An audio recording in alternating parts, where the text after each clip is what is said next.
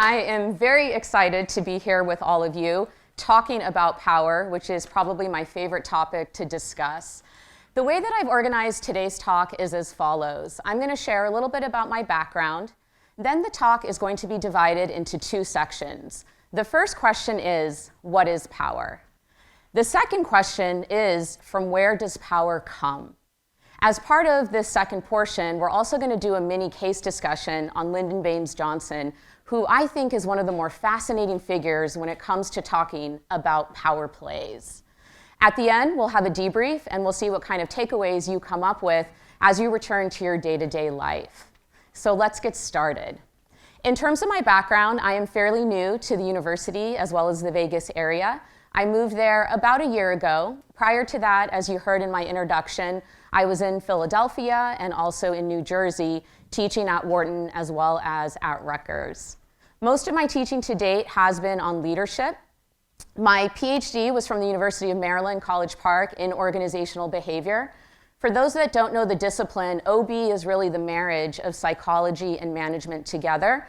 We're going to hear a lot about this in today's workshop.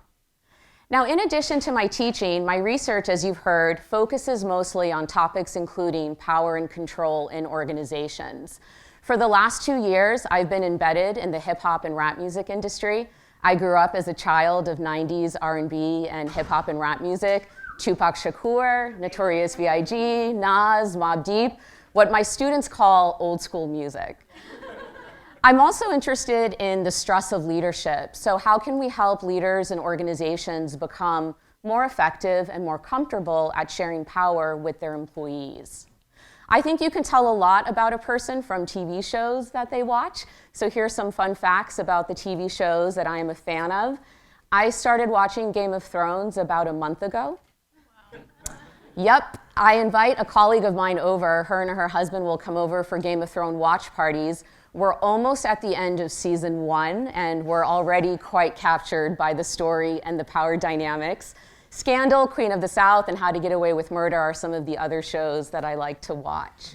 Now, with this as the premise, I also want to tell you that when I present, you'll quickly pick up on the fact that I tend to teach in a highly interactive manner. I want to know what you think. I want to know if you agree with me, if you agree with each other. I tend to think some of the richest learning and conversations comes when there's respectful disagreement, so I hope you're ready for a wild ride. Let's get started. What is power? This is an important question, I think, whenever we look at the political climate of society, the entertainment industry with movements like Me Too and Time's Up, and certainly in segments such as corporate America. Now, what I would like for you to do to get started is to find a partner. I want you to find someone that you might not know very well. I know it's a small company, but I'm hoping you're going to get to know each other. The warm-up will consist of 2 questions, a get-to-know-you question and a question about power. Your first question is, which season best reflects your personality and why? Your choices are fall, winter, spring, and summer. After you've answered this question with your partner, you're then going to answer this power-based question. When was the last time you felt powerful? Now, what I like to tell people is when you're answering a question like this, I want you to really describe the situation vividly, to the point where your partner can feel it and could even be there. Of course, I'd like for you to choose an experience that you're comfortable sharing with your partner. This can come from the professional domain. It can also come from the personal domain. You're the driver when it comes to answering the question. I'll give you a couple of minutes to get situated, and then we'll come back and debrief.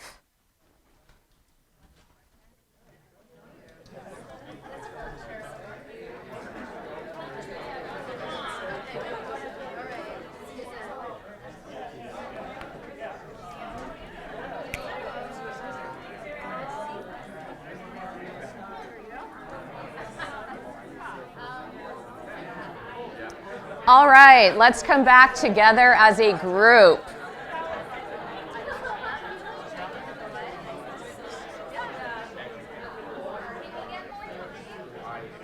If you didn't finish, that's all right. We're going to do another round as well. I'm very interested, based on the chatter, to see some of what you've talked about. Now, what I would like to know is not the details or the specifics of the story, but I want to know some descriptors of what powerful felt like. What did it mean to you in the situation you described? Would someone be willing to volunteer and get us started? Yes? Valued. Valued. Other words, love it. In the back. Attention. Strong.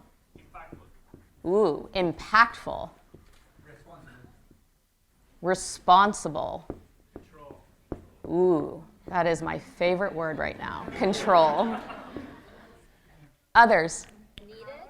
Needed. Accomplished. Ah. Empowered. And validated. Impact. Empowered. Any others? Informed. Intoxicating. Ah. Who said that?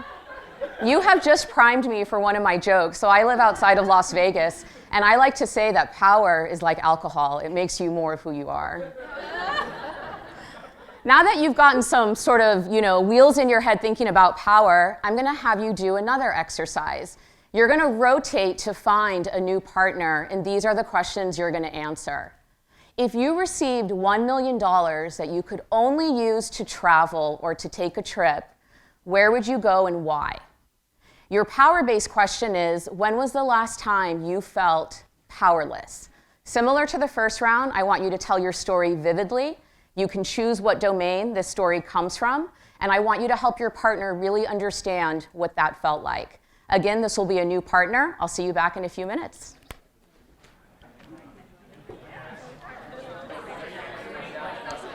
All right, let's come back as a group.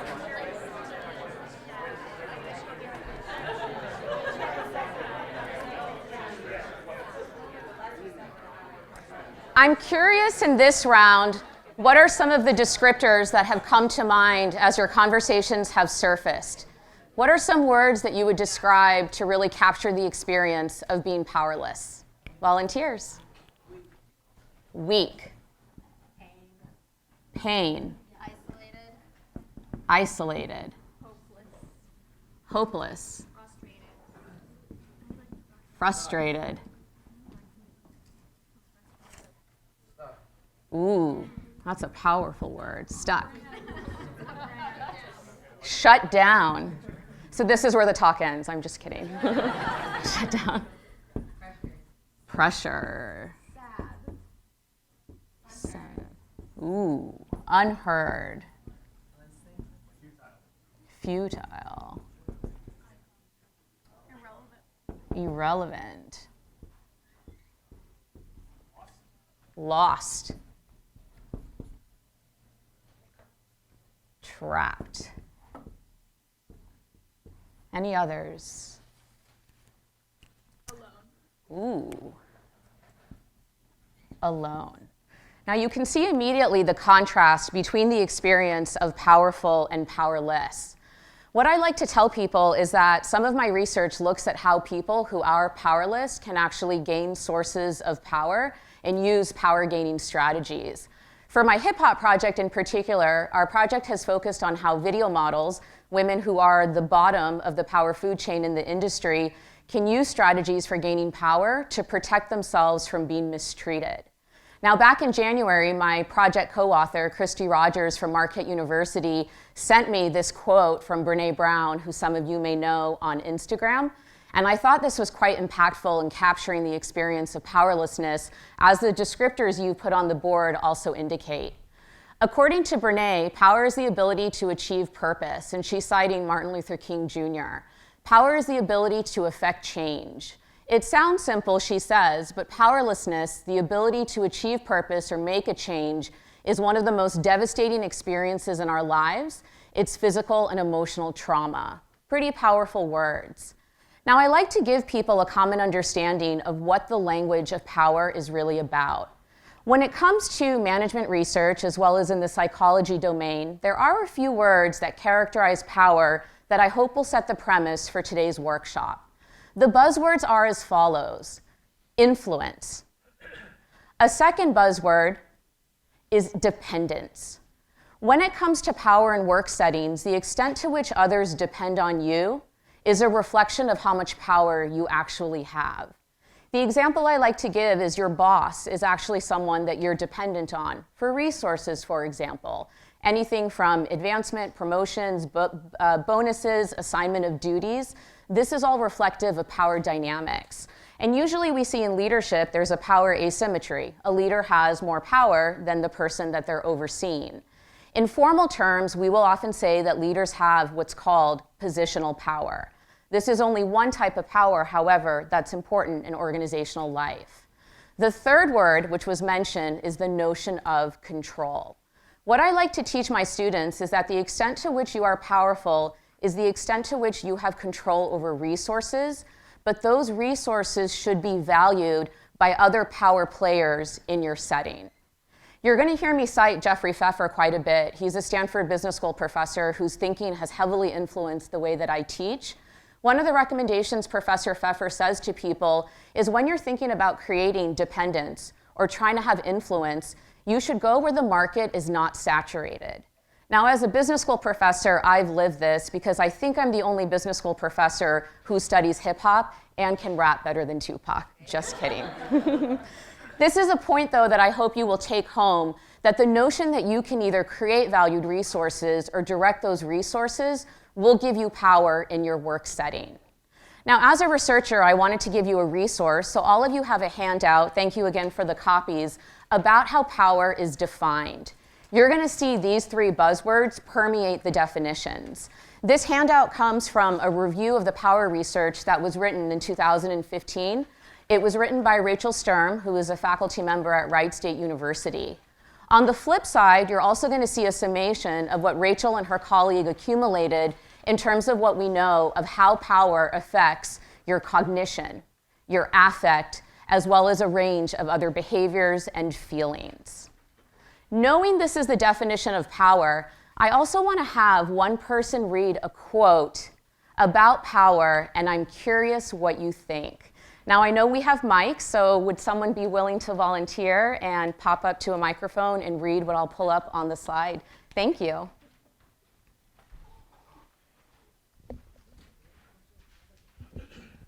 And here you go. Law 11, learn to keep people dependent on you. And this text, please.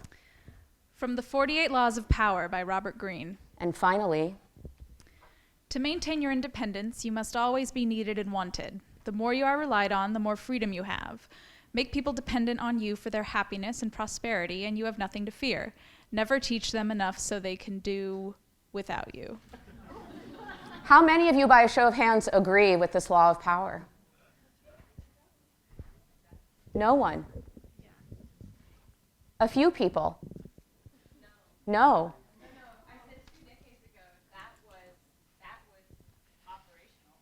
2 decades ago, that was operational in the workplace. Have times changed? Yeah, so that's what struck me. Like, this is almost exactly the opposite of what we try to do at work. It's the opposite of what we do at work. Other thoughts? That may mean that we're just not powerful. It doesn't mean that we're not effective. So I'm still debating whether I agree or not. Effectiveness versus powerful. Let me tell you a quick story. There was a study done in the 1950s about French tobacco workers. The French tobacco workers were the masters of their machines. They knew how to operate their equipment. They decided at one point that they were going to burn their manuals when it came to running the machine. All of their knowledge was codified in their heads. When new hires came into their organization, they were also socialized into this way of working. The managers in this manufacturing plant became entirely dependent on the workers. That is called a power play. That is how you play the Game of Thrones. Do you agree? Other thoughts? Yes, please. I mean, I think that for one person to have that information and to Yes. keep it without other people finding out. Maybe this is about information dissemination, who has information, who has control over that, how they're sharing it or not with others. Yeah. I mean, I don't disagree at all that this makes you reaction to it is that traps you. It traps you in addition to making you powerful. If people are dependent on you to dole out manual instructions, if you want to move beyond manual instructions, well, you can't because you're needed in that space. Sure. And so, like, I think it's kind of a double-edged sword. Yeah. Double-edged sword is one of my favorite phrases. And when I teach my students about power, I try to help them understand different perspectives. Power is less about right or wrong and black or white. It tends to be a very gray and messy area. Now, you mentioned this word dependence. Certainly when others rely on us, as you know from the definition of power, it's how you become more powerful. Interestingly, in the social networks research, there's also data that suggests that when you are at the center of what's called a bow tie network structure, disparate groups rely on you exclusively to transmit information. Information is power, so you do have influence and control in your organization. You have impact. It's also stressful and exhausting. The concern from an institutional perspective becomes that if I'm at the center of that bow tie, what happens if I leave? Those disparate groups remain disconnected, likely. Again, more complexity around the idea of power and what it takes to have influence or control in your organization. Has anyone, by the way, read the 48 Laws of Power? Pretty Machiavellian in terms of its views on how to interact with others. A fun fact is that a sequel came out called The 50th Law of Power. It was written by Robert Greene and 50 Cent. Very much about the laws of power on the streets. Now I want to talk a little bit about where does power come from. This is, I think, a really important question that hopefully will hit home with some of you. Now, the real premise of this part of the workshop is, does power come from who you are? Does it come from the situation that you are in? Now, when I teach about power, I like to tell students that this is a conversation very similar to the debate on leadership. Are leaders born or are they made? Now, according to Professor Pfeffer from Stanford Business School, he says that it's really critical to understand where power comes from for two reasons. It can help you diagnose other people's power. It can also help you build power on your own. Now, the person-based perspective suggests power is about who you are. It's about your attributes. It's about your characteristics. This is the fundamental sort of source of whether or not you have control and influence. Who you are at the end of the day is what makes a difference. Now, you know I'm going to ask you at some point where you think power comes from. I'm hoping this is starting to plant some seeds. What I want you to do now is to take the assessment that you have in front of you in hard copy. This is called political skill. I want you to go through the statements and I want you to answer the questions with your gut. If you're an overthinker like me, I want you to suppress that urge. I want you to answer instinctively. There are no right or wrong answers, and the information is for your eyes only. We'll continue the conversation in a minute or two. I think we're about done. My first question for you is, what was it like completing these statements? How comfortable were you with some of the wording, for example? Apparent sincerity. What did you think about some of the statements? I want you to think about this because political skill is sort of a tricky topic sometimes to teach about, and people tend to have varying views about whether or not it's appropriate even for the work setting.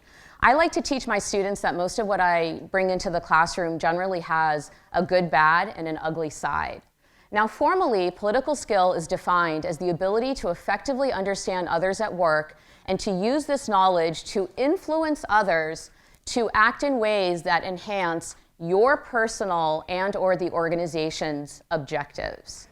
The Center for Creative Leadership has talked a lot about political skill, and one of the questions they've explored is whether political skill can be learned. And the short answer is generally yes.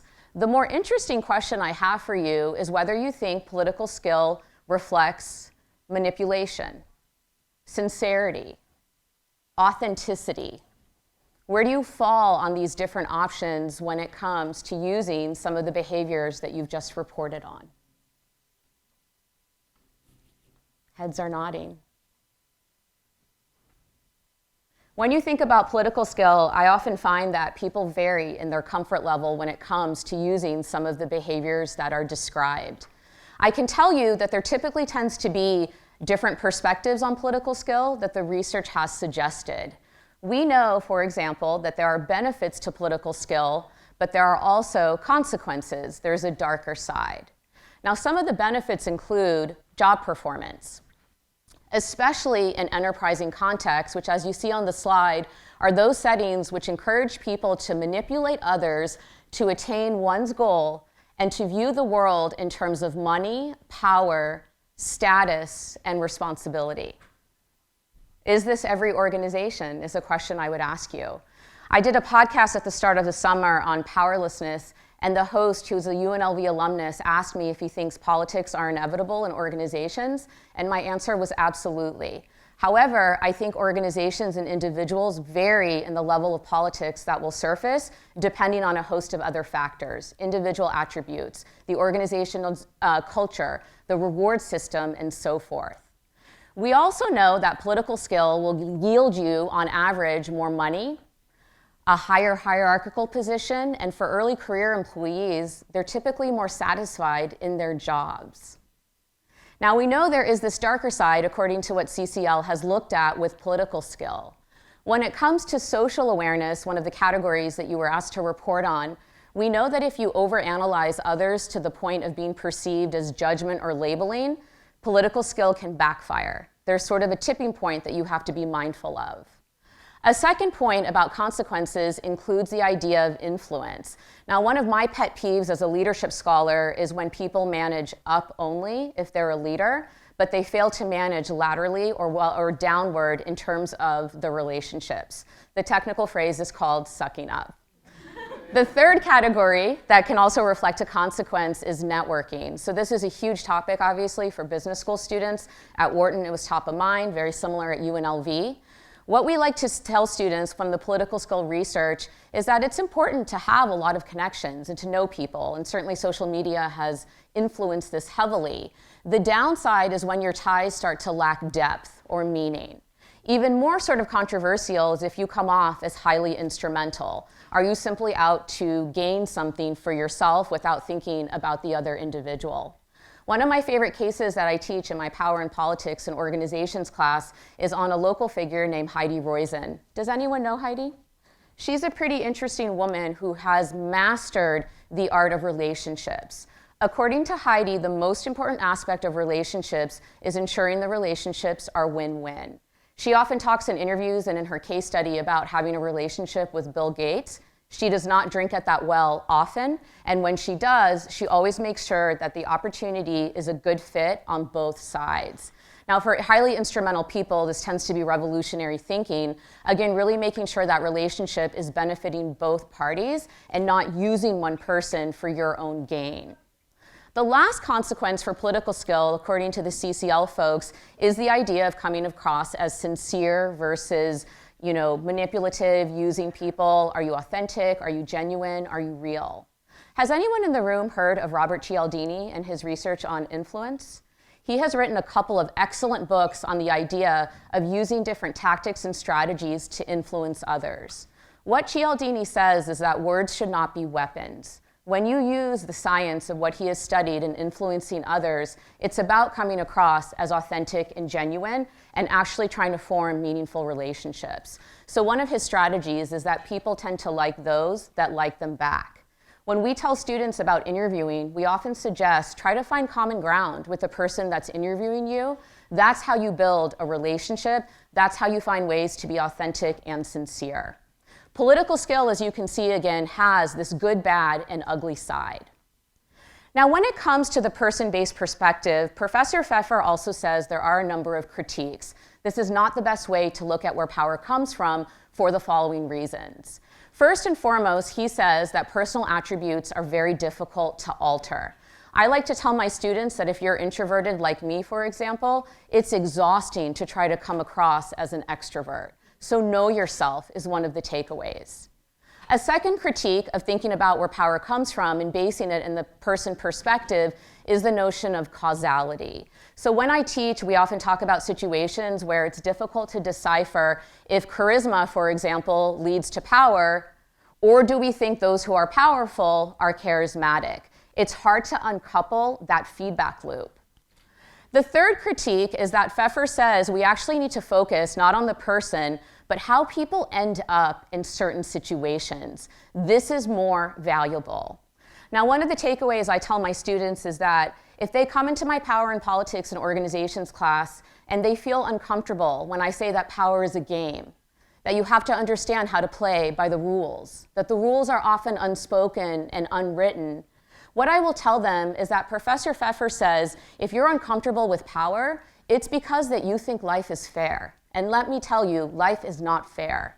We do not all have the same starting point. People have different access to resources, to opportunities.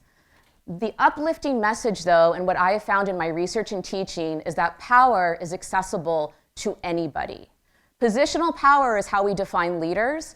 Other forms of power exist, as we'll talk about, including personal power, the value that you create, your reputation, your track record, unique skill sets that you offer, and relational power, networking power. Heidi Roizen, again, being one of the examples, and perhaps some of you will say LBJ. According to the situation perspective, that power comes from the structure that you're in, we have talked about the following in the research and in teaching. Pfeffer says it's really about being in the right place. This is more important than who you are as a person. Now, when I think about the leadership debate, are leaders born or made, one of the questions I would ask you is as follows. Do you think people that are genetically disposed to leadership, however you define that, but are not in the right environment, can they still become leaders? What if you are not genetically disposed to become a leader as you define that, but you are in the right environment? These are some of the questions that I'm hoping will plant seeds, linking back to the idea of whether power comes from you as a person or the situation that you are in. Now, of course, Pfeffer, being the power researcher he is, says that not everyone knows how to play the game. This is an important part of understanding power dynamics.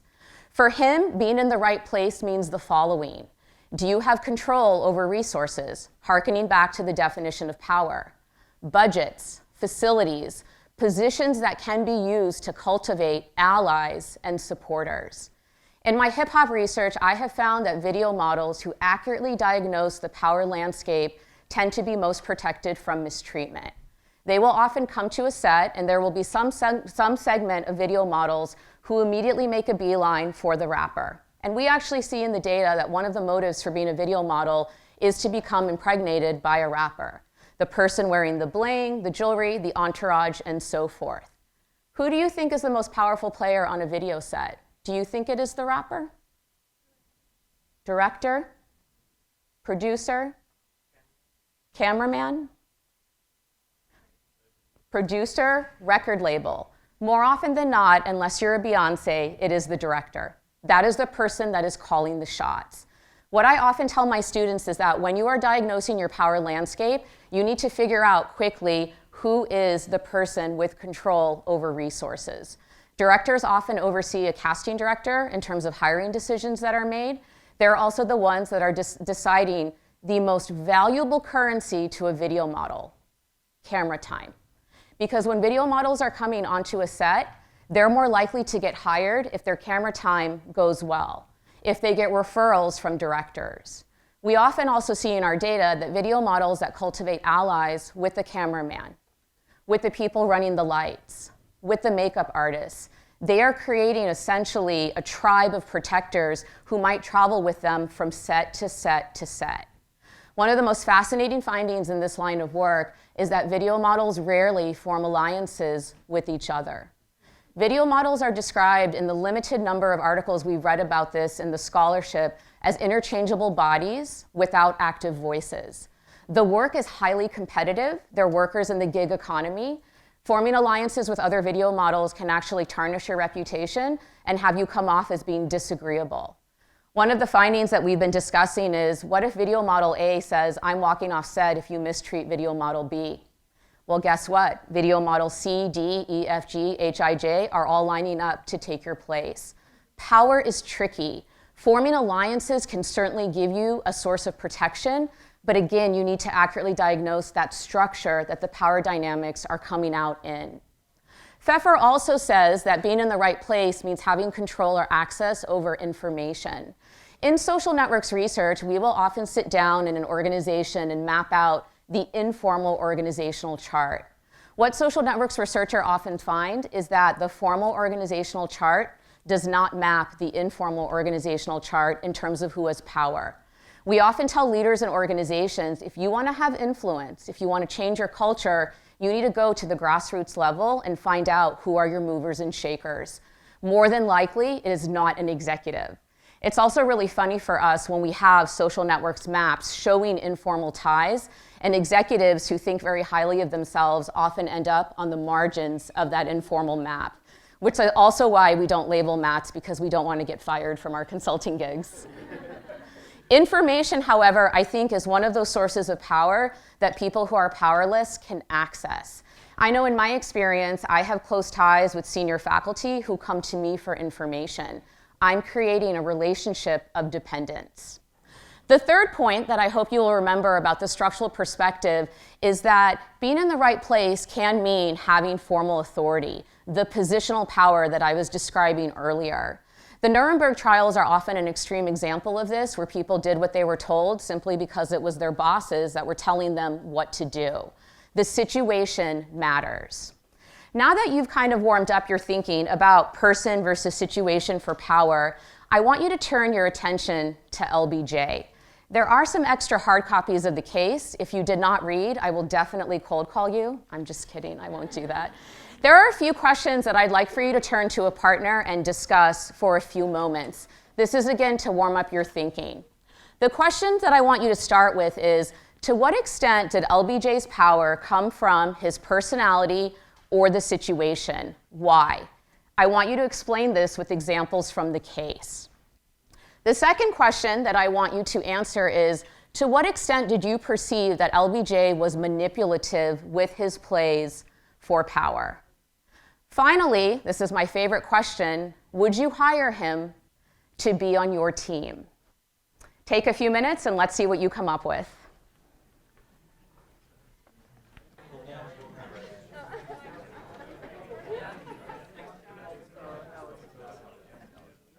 All right, I think there's a lull in the conversation, which is my cue. I'd like to begin by taking a survey. How many of you, by a show of hands, would hire LBJ to be on your team? Own that. 1, 2, 3, 4, 5, 6. Alex, why would you hire LBJ to be on your team? And we can possibly get you a mic. Oh, yeah, I do somewhere. Yeah, I'm like maybe like 51% towards hiring and 49% towards not. But I think for me, so he gets things done. I think there's this question of like, is it ethical or not? But I think that everything that he's doing is to serve a larger purpose. It always ties to serving a larger purpose, and the purpose is, it seems, generally moral. So I don't know that I would go so far as to say the end justifies the means, but I do think that I don't think his manipulation is, I don't know that I'd classify it as taking advantage of people. I do think it would be kind of framing things in a way that they would relate to him. So. Interesting. He was a professional son who had his daddies come to separate meals on Sundays so they wouldn't learn about each other, and he could protect both relationships. Ethical? Moral? Appropriate? Strategic? How about control, validating, impact? Words are associated with power. Now, I'm curious that the majority of you said no, you would not hire him. Would someone be willing to explain why? Please. I think that in hindsight, 2 reasons. In hindsight, you can say that some of his work led to the betterment or progress.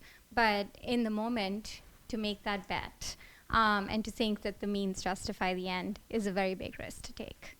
So to that end, no. And then also I think you have to think about, I would think about collateral damage and what happens. So for short-term gain, what's the long-term? Sure. Yeah. Negative impact of something. The means justifying the ends, I think, is a really interesting question. Often when this case is taught, I find that people say he was focused on civil rights. He was focused on the needs of other. He was helping a marginalized population. The question I would also pose is that only what motivated him? What if he was doing it because he wanted power?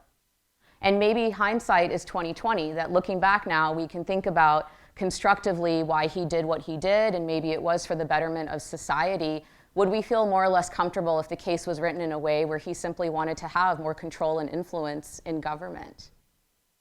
Where do you think LBJ's power came from? Was it his person, his personality, or was it the situation or the structure in which he was embedded? Please. I think the situation definitely played a huge part, and he was mostly able to get a lot of that legislation passed with the momentum gained from John F. Kennedy's assassination. There was a lot more positive sentiment on his side. Sure. He may have had a personality that set him up well to utilize the situation, but the situation, I think, was huge. Yeah. When you think about socially, economically, and politically what was happening at this time in history, I think it was fertile ground for an LBJ to rise to power. You also know from the case for those that read, that he grew up in poverty himself. He knew what it felt like to be marginalized, and this probably planted some seeds that later influenced his philosophy, his tactics, and the goals on which he focused. Other thoughts? Did his power come from who he was or the situation in which he was embedded? Yes? I mean, that brings the question, like, which situation was he embedded? The situation where he grew up poor? Like, that's not fertile ground for power. No. Yeah, is that, and so I think that's a strong case for the personal characteristics that drove him to acquire power and put himself in certain situations were significant given that beginning. Yes, absolutely. Would you hire him to be on your team? I opted for not. And why? So you mentioned all organizations have politics, but there's a different level of how much. Right. And I think that's a lot of politics to sign on for, at least more so than I experience here. So I think that would be a sea change in how the organization behaved and would have a huge externalities. Plus, the main things that he was concerned about are not necessarily. He was a teacher, actually. That's in his favor.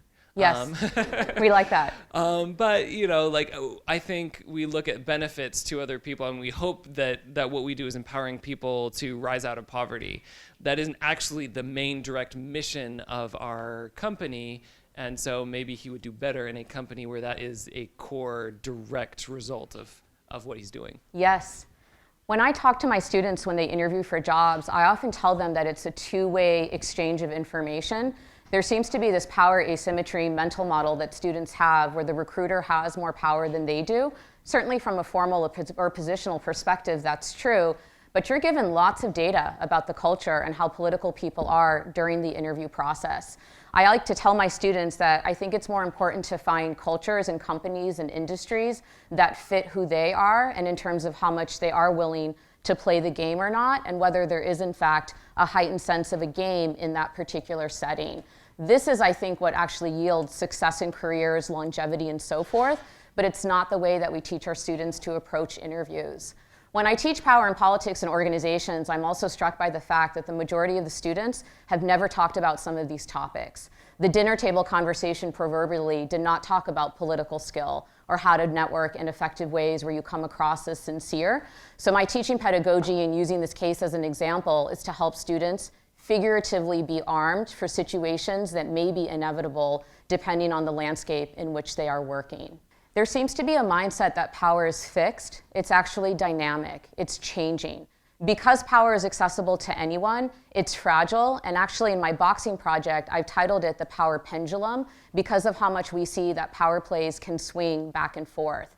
One of my favorite studies, I think it's my favorite research on power, was done by Elijah Wee at the University of Washington. Elijah studied the idea of power asymmetry and abusive supervision. Abusive supervision, as you might realize, is a form of workplace mistreatment. It's one of those behaviors that once you experience it, you tend to feel lower levels of value, self-worth, and control in your environment. What Elijah and his colleagues found is that when you work for an abusive supervisor, as an employee, you can change the game and you can rewrite the rules. What they found exactly is that through survey research, they collected different measures, and they found that once you've been abused by your supervisor, You can change the game in 2 ways. The first way is to create value, to find ways to make your supervisor more dependent on you than the other way around. Unique skill sets. Think about the French tobacco workers. The other way that they found that there was a shift in the power dynamic is when employees started to create coalitions. So this is related to the idea of allies. Basically, a group of employees who reported to the same abusive supervisor started to band together. There were a number of outcomes that followed after the employees had been abused. 1, abusive leaders were less likely to mistreat their employees. The abuse did not beget abuse. The cycle was broken.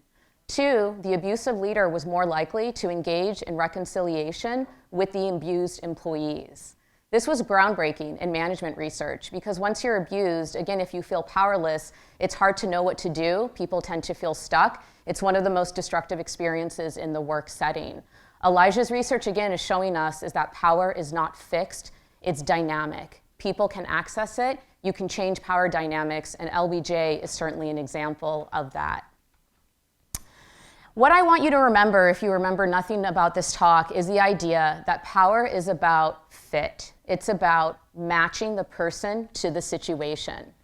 Pfeffer likes to say that it's about the fit between who you are, your styles, skills, or capacities, as well as the requirement of the situation that you are in. This is, again, why it's important to think about what type of industry or organization you might fit when it comes to power dynamics. Pfeffer likes to say we can probably best understand sources of power as deriving from who you are as a person and the advantages that the situation provides. It's really the intersection or combination. In management research, one of the most classic theoretical perspectives is called person-situation interaction, illustrating these ideas as well as what we're seeing in the case with LBJ. The match is fundamentally what matters when it comes to understanding from where does power come. Now, I want to ask you one final question. In 2015, the New York Times Magazine put out a poll on Twitter, and the question was as follows.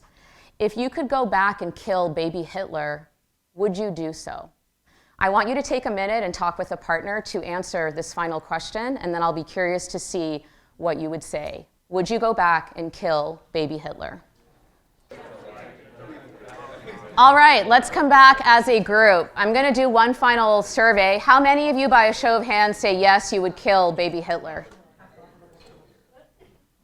Couple of you, oh, more on this side, you would kill baby Hitler. How many say no, by a show of hands? More? Any people in the middle or unsure? Can we adopt baby Hitler? Ah, I haven't heard that one before. Irene, why would you kill baby Hitler? I wouldn't. Oh, you wouldn't? Why? And we have a mic. Please tell us, why would you not kill baby Hitler? Well, I'm not sure I can kill him, and that's why I wouldn't kill him. But also, I mean, maybe if I killed baby Hitler, another Hitler would have come along, and the world had to go through this experience somehow. So Interesting. I just cannot kill baby Hitler. So one argument is we're not going to kill him because we actually can't, but even if we did, there would be someone else who would come around and be a Hitler. Yeah. Chris, your head is nodding. Do you agree? Yeah, I would agree. Can you tell me more? I think this social situation was such that Hitler was able to succeed because of the biases and the kind of predilections of the people around him. So his quest for power reflected the values of the people who he got power by being connected with. Interesting. Others, do you agree or disagree? Over here.